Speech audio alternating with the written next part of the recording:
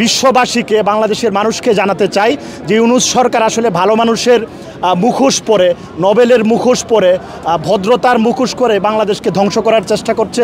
সে একের পর এক, প্রথমে সে সেন্ট মার্টিনকে বিদেশিদের হাতে তুলে দেওয়ার চেষ্টা করেছে, সে চট্টগ্রাম বন্দরকে বিদেশিদের হাতে তুলে দেওয়ার চেষ্টা করেছে, সে পার্বত্য চট্টগ্রামকে অশান্ত করে পার্বত্য চট্টগ্রামকে বিভক্ত করার ষড়যন্ত্র করেছে। বিদেশি তাদের এজেন্ডা বাস্তবায়নের লক্ষ্যে যারা এই মুহূর্তে বাংলাদেশ বিক্রির পায়তারা করছে তাদেরকে হুঁশিয়ার এবং সাবধান করতে চাই।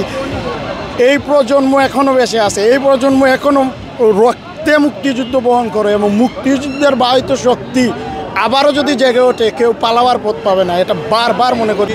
আমরা সাংস্কৃতিক কর্মীদের এবং সাংবাদিকদের যেভাবে নাজেহাল করা হচ্ছে, জেলের ভিতরে ঢুকানো হচ্ছে, বিনা বিচারে আটক করা হয়েছে, তাদের বিরুদ্ধে কোনো চার্জ করা হয় নাই, এর বিরুদ্ধে আমরা সোচ্চার, এর বিরুদ্ধে কথা বলতে আমরা এখানে সমবেত হয়েছি সাংস্কৃতিক কর্মীরা।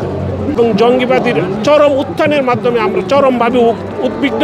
আমাদের দেশে গণতন্ত্র নাই, উন্নয়ন নাই, এই সুদখোর একটা বিশেষ এজেন্ডা নিয়ে আসছে। সেই এজেন্ডা যেন বাস্তবায়িত বাংলাদেশে হতে না পারে, মুক্তিযুদ্ধের চেতনায় আবার যেন বাংলাদেশ ফিরে আসে। আমরা চাই না এই সরকারকে, ডক্টর ইউনূসের সরকারকে আমরা চাই না, উনি অবৈধ সরকার। এই জন্য আমরা মুক্তিযুদ্ধ সন্তানরা সবাই একসাথে হয়ে ঐক্য করতে এর প্রতিবাদ জানাচ্ছি আজকে পার্লামেন্টের সামনে। ধন্যবাদ। মাধ্যমে বলতে চাই, এই ইউনূস সরকার যতদিন এই দেশে থাকবে আমাদের দেশের কোনো উন্নতি হবে না।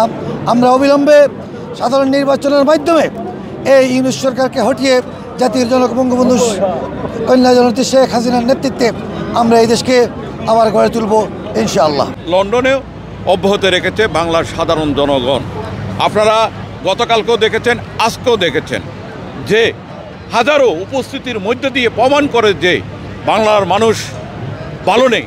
এই যে প্রবাসীরা এখানে আছেন, তার আত্মীয় স্বজন পরিবার বাংলাদেশে ভালো নেই, সবাই ঝাঁপিয়ে পড়েছেন তাকে প্রতিহত এবং প্রতিবাদ জানানোর। নির্বাচনের নামে যে তালবাহানা করের এই প্রতিবাদে আজকে ডক্টর ইউনূসর এই ডেমনস্ট্রেশন করার লাগে আমরা এই লন্ডন ও ব্রিটেনের মাটিতে আজ বাঙালি কমিউনিটি আজকে দেশের মধ্যে আমরা আত্মীয় স্বজন কেউ শান্তি নাই ইউনূসর লাগি।